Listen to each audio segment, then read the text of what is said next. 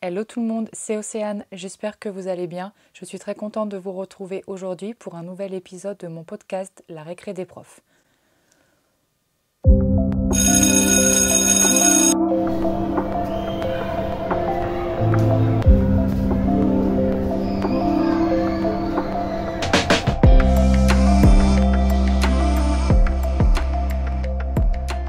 Alors aujourd'hui, je voulais vous partager mon secret pour réussir à profiter de la vie sans être pour autant considérée comme une prof fainéante, feignasse. Alors, je rigole, en vrai, j'ai choisi un titre un peu accrocheur, c'est vrai, pour faire un petit peu réagir, c'était mon but. J'ai un petit peu exagéré effectivement avec ce titre de podcast, mais en vérité, le bon intitulé aurait plutôt été de manière plus sérieuse. Comment réussir à profiter de sa vie tout en étant professionnelle, tout en étant sérieuse dans son métier de professeur des écoles. Voilà. En gros, c'est comment je fais pour préparer, pour m'organiser afin de réussir à trouver un bon équilibre entre ma vie personnelle et ma vie professionnelle. Voilà, donc vous verrez dans cet épisode que ça n'a pas toujours été le cas, hein. Clairement, il y a encore 3 ans de ça, c'était vraiment très compliqué pour moi d'avoir une vie perso. Mais justement, j'ai trouvé au fur et à mesure des astuces, des techniques, voilà, des choses à mettre en place qui se sont avérées, en tout cas pour ma part, efficaces. Et maintenant, je peux vraiment dire que je réussis quand même à profiter de ma vie, à avoir du temps libre, à pouvoir profiter de ma famille, de mon copain, de mon chat, de mes activités, de prendre du temps pour moi, de faire du sport, tout en estimant travailler correctement pour l'école. Donc cet épisode va se découper en 3 parties. La première partie, je vais vous expliquer quel genre de maîtresse j'étais en fait avant, quand j'ai commencé. Je vous ai dit que ça n'a pas toujours été comme ça, j'ai pas toujours eu une bonne organisation. J'ai passé beaucoup de temps à beaucoup travailler, avoir une grande charge de travail. Donc je vais vous refaire un petit rappel en fait un peu de mes débuts en tant que maîtresse, comment j'ai vécu ça et comment je m'organisais à l'époque. Ensuite, dans une deuxième partie, je vous présenterai la phase de stabilisation. La phase de stabilisation, pour moi, c'est celle que j'ai depuis à peu près 3 ans, je dirais. Et du coup, avec la mise en place d'une organisation efficace. Et enfin, avant de conclure, une troisième partie pour vous expliquer l'organisation que j'ai et qui fonctionne pour le coup. Alors au niveau de l'historique, on va remonter écoutez, à ma première année, c'est-à-dire mon année de stagiaire. Alors je me souviens qu'en étant stagiaire, j'avais une classe de CE1, CE2. Alors sans tout vous raconter en détail, parce que là on est vraiment dans la partie organisation, j'étais à cette époque en binôme avec une autre stagiaire. Voilà, donc on était à 2 stagiaires sur la classe. Alors effectivement, c'est pas commun. Évidemment, c'était encore plus compliqué pour nous parce qu'on était du coup 2 débutantes sur la classe, pas une avec plus d'expérience sur qui on pouvait se reposer, comme ça peut être le cas avec d'autres binômes. Donc ça a été une année très intense où j'ai vraiment énormément bossé.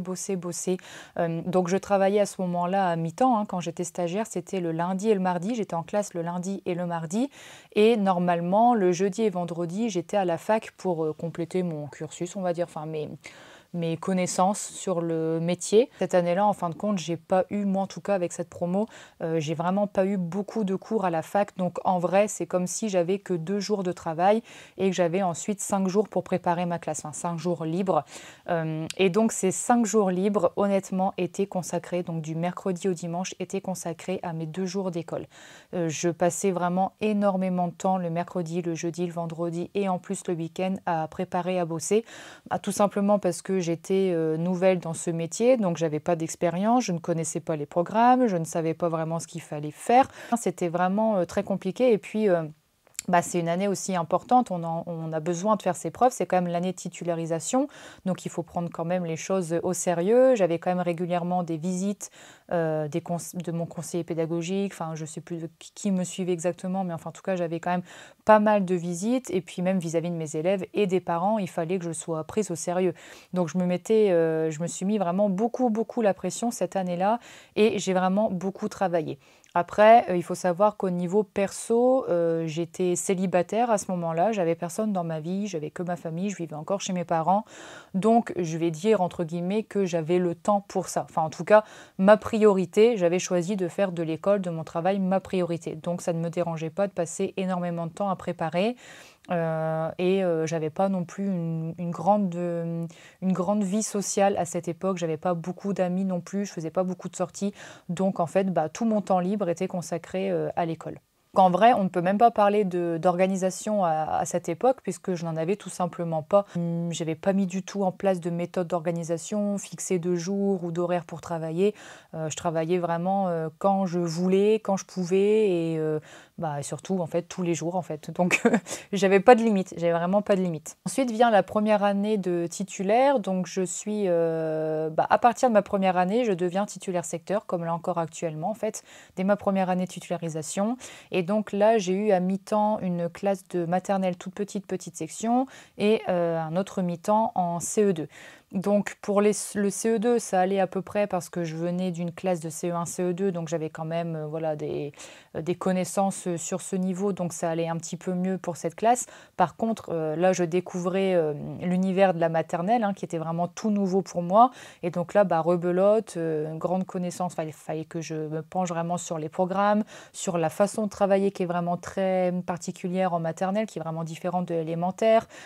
Donc là, je me remettais à zéro en fait, et donc j'ai passé encore beaucoup de temps à préparer, surtout la première et deuxième période, je dirais. Je me souviens que j'étais vraiment, j'avais une grande charge de travail ces 3 premiers mois de l'année. Et puis aussi, sur cette classe que j'avais à mi-temps, donc en toute petite section, j'étais en binôme avec un stagiaire. Donc encore une fois, j'étais avec un débutant avec moi, donc pas quelqu'un sur qui je pouvais m'appuyer, qui pouvait me chaperonner, pas du tout. Et puis cette année-là, fin novembre, début décembre, je me suis mise en couple avec mon copain actuel.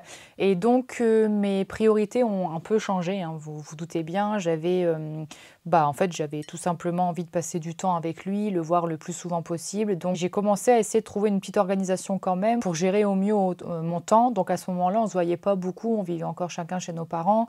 On se voyait 2-3 fois par semaine, avec un petit peu plus de peut-être une fois dans la semaine le soir, et puis après 1 ou 2 journées le week-end, enfin samedi, dimanche, ou un des deux. Ce qui faisait qu'en fait, j'avais pas encore une fois une vraie organisation.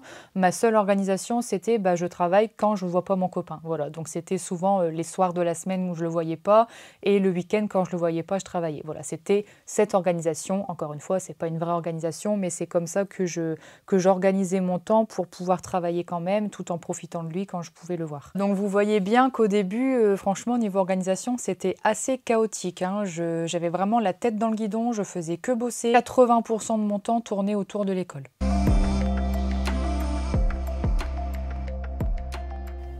Et donc on arrive à la deuxième partie de cet épisode que j'appelle la phase de stabilisation. Donc on arrive sur les 4 années suivantes.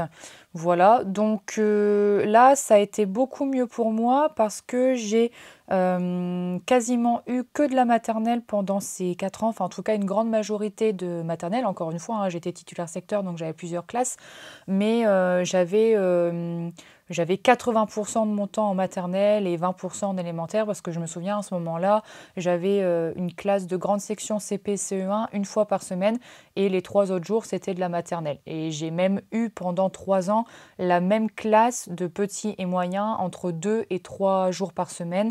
Donc c'était quand même assez fixe. Voilà, j'ai commencé à vraiment réussir à moins travailler, à mieux m'organiser, parce que j'ai eu pendant 4 ans la même classe au fur et à mesure.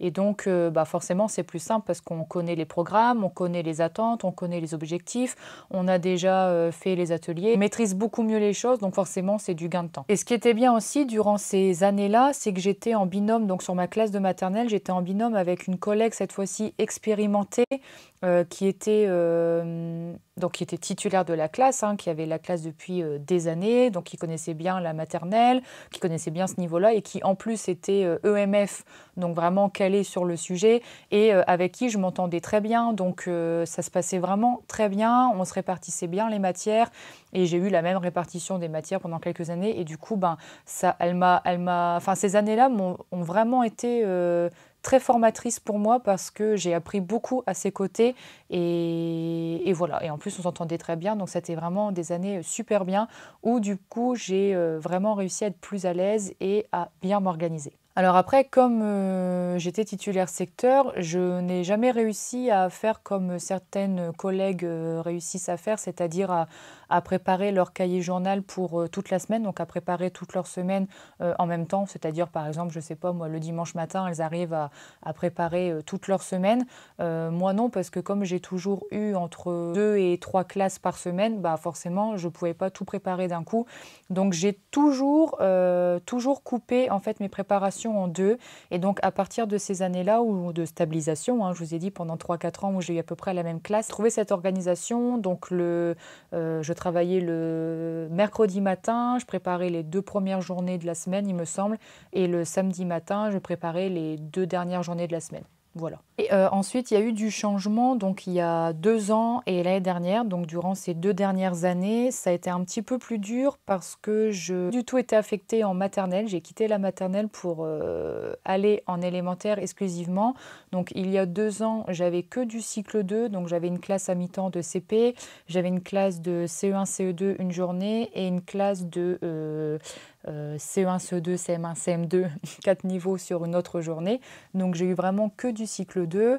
Et l'année d'après, donc l'année dernière, j'ai eu à nouveau ma classe de CP à mi-temps et une classe cette fois-ci donc en cycle 3 de CM1 en deuxième mi-temps. Voilà, donc là ça a été un petit peu plus dur pour moi parce que ben voilà, ça me changeait complètement de la maternelle. Encore une fois, c'est autre chose. Donc il a fallu me remettre un petit peu encore une fois dans les programmes, voilà, de mieux maîtriser les programmes du cycle 2, du cycle 3, de voir un petit peu les attentes, les objectifs, le travail. Et puis c'est vrai qu'en élémentaire, malgré tout, bah, je trouve que le travail est quand même beaucoup plus conséquent. La préparation des séquences, des séances, les supports parfois alors, à trouver, mais parfois à créer aussi. Et puis toute cette partie en fait correction qui prend vraiment énormément de temps. Moi, je sais que ces 2 dernières années, je passais tous les soirs entre 1 et 2 heures, même bien souvent 2 heures, à corriger en fait les productions de la journée. Donc ces 2 dernières années-là, j'avais vraiment une charge de travail quand même assez élevé. Voilà, comme je vous l'ai dit, tous les soirs, j'avais entre 1 heure et 2 heures rien que de correction. Et ensuite, ben, le mercredi, quasiment toute la journée et le week-end, une bonne partie du week-end, je faisais en fait, je préparais en fait mes journées. Donc voilà, et ça a été, surtout l'année dernière, ça a été compliqué parce que du coup, j'étais pas très bien psychologiquement, j'ai eu beaucoup de fatigue et beaucoup de stress, d'anxiété. Enfin, j'ai développé beaucoup d'anxiété l'année dernière parce que ben, j'avais vraiment beaucoup de travail et plus beaucoup de vie personnelle. J'arrivais plus forcément à me dégager du temps pour aller faire du sport. Le week-end, c'était vraiment si on sortait, ou bah, du coup, je ne travaillais pas parce que voilà, on sortait, mais sinon, je faisais que travailler tout le temps et même en me disant oui, bon allez, essaie de faire au mieux, mais en fait, même en faisant au mieux, ça me prenait vraiment beaucoup de temps de préparation. Ah, et donc, dans l'historique de ma carrière, on arrive donc à cette année. Et donc, cette année, bah, je suis retournée cette fois-ci en maternelle. Ça y est, là, je n'ai plus que de la maternelle, donc j'ai 3 classes. Une classe à mi-temps de petits moyens, une classe d'une journée en grande section et une autre classe d'une journée avec tous les niveaux de maternelle. Voilà, une petite classe dans une petite école. Donc, ben, à nouveau, j'ai plus de temps pour moi parce que ben, je retourne dans un cycle que je connais bien, que je maîtrise bien. Donc, j'ai repris un peu le même fonctionnement que d'habitude, c'est-à-dire donc là, le dimanche matin uniquement, pendant 2 à 3 heures, ou parfois ça décale en fin de journée, mais en tout cas, c'est pas plus de 2 heures en général. Pendant 2 heures, je vais préparer mes journées du coup de début de semaine, donc du lundi et du mardi. Donc tout ce qui va être réalisation du cahier journal, et puis préparation des supports, impression des supports originaux. Ensuite, le reste, j'imprime à l'école. Et le mercredi matin, cette fois-ci, c'est vraiment que le matin. Pareil, pendant 2 3 heures, je vais préparer cette fois-ci mes journées du jeudi et vendredi. Et pareil, cahier journal, les supports, enfin voilà, tout est fait. Comme ça, du coup, les soirs de la semaine, ben, je ne travaille pas du tout pour l'école. Une fois que je suis rentrée à la maison, vers 17h30, c'est vraiment du temps libre pour moi, pour faire ce que je veux, soit pour aller au sport, soit pour aller marcher, soit pour lire, enfin pour me reposer, pour me détendre, pour regarder une série, peu importe, bref. Mais c'est vraiment du temps pour moi.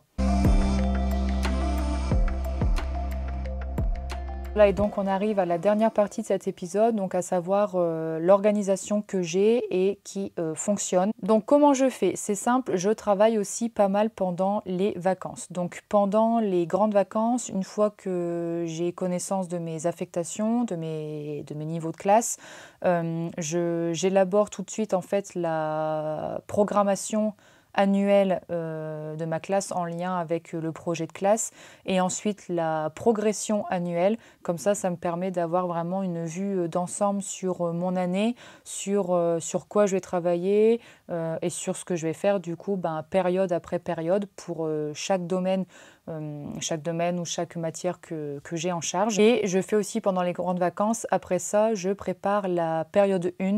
Et donc là, encore une fois, je refais cette fois-ci la programmation de la période 1 et la progression, donc semaine après semaine, de la période 1. Pour en fait avoir une progression, une évolution des compétences, une évolution des ateliers semaine après semaine. Ensuite, pendant les vacances d'automne, les vacances de Toussaint, et voilà, cette fois-ci, je vais d'abord en premier temps faire un bilan de la période qui s'est écoulée, donc la période 1. Je vais voir un petit peu ce qui a marché, ce qui au contraire n'a pas marché, ce que je n'ai pas eu le temps de faire, ce que je prévois de faire pour après. Je note les idées aussi que j'ai pour la période suivante. Enfin voilà, je fais un petit bilan comme ça de la période écoulée. Et une fois que ce bilan est fait, du coup, ça me permet de préparer la période 2. Et du coup, encore une fois, je refais la même préparation, c'est-à-dire élaboration de la programmation de la période 2 et de la progression de la période 2. Et en fait, je fais comme ça à chaque petite vacances, je fais un bilan de la période écoulée et je prépare la prochaine période avec la programmation et la progression. Ce qui fait que en faisant ça pendant les vacances, alors on en reparlera sûrement au moment voulu. Là, c'est pas l'objectif de l'épisode d'aujourd'hui. Là, c'est plutôt un épisode où je vous présente de manière générale mon organisation, mais pas non plus pendant toutes les vacances. Hein. Voilà, sur les 2 semaines, encore une fois, je fais en sorte de profiter aussi de mes vacances. Je m'organise bien aussi pour profiter de mes vacances, vous inquiétez pas. Mais en tout cas, je travaille quand même pas mal pour être un peu plus tranquille, on va dire, pendant la période et durant les journées. Et donc, voilà, ce qui fait que quand on retourne en classe, donc pour toutes les semaines de la période, je suis un petit peu plus tranquille parce que je n'ai plus qu'à remplir au fur et à mesure. Donc, comme je vous l'ai dit, le mercredi matin et le dimanche matin, je n'ai plus qu'à préparer le cahier journal, donc de manière plus précise en reprenant ce que j'ai fait dans mon tableau au niveau de ma progression. Et concernant mon organisation donc journalière, donc à la journée, comment ça se passe? Le matin, j'essaie d'arriver, j'arrive pas longtemps en fait avant le début de l'école, j'arrive à peu près 20 minutes avant. Comme ça, si j'ai des photocopies à faire pour la journée, je les fais à ce moment-là. Je commence aussi à préparer les ateliers du matin avec l'aide de mon ATSEM, mais je continue de préparer en fait pendant le temps d'accueil parce que les enfants jouent dans la classe une quinzaine de minutes. Ensuite, le midi, en plus d'aller manger, évidemment, je vais d'abord manger. Ensuite, je prépare les ateliers de l'après-midi et je commence déjà à corriger si j'ai des corrections, enfin si j'ai des productions, des travaux d'élèves à corriger, j'en profite pour le faire aussi le plus possible au midi. Et comme ça, au soir, je n'ai plus grand-chose à faire si ce n'est ranger les productions, les travaux des élèves dans leur casier, mais c'est tout. Donc en gros, le soir, je quitte l'école vers 17h et j'arrive chez moi à 17h30. Et à partir de 17h30, je n'ai plus rien à faire pour l'école. Voilà, j'ai ma vie de femme, on va dire, à 17h30 qui commence et je laisse de côté tout ce qui concerne mon travail de maîtresse. Donc voilà, on arrive à la fin de cet épisode. Donc je vous ai parlé ici vraiment de mon vécu, de mon expérience, de l'organisation qui me correspond à moi. Mais évidemment, elle peut être totalement différente pour vous.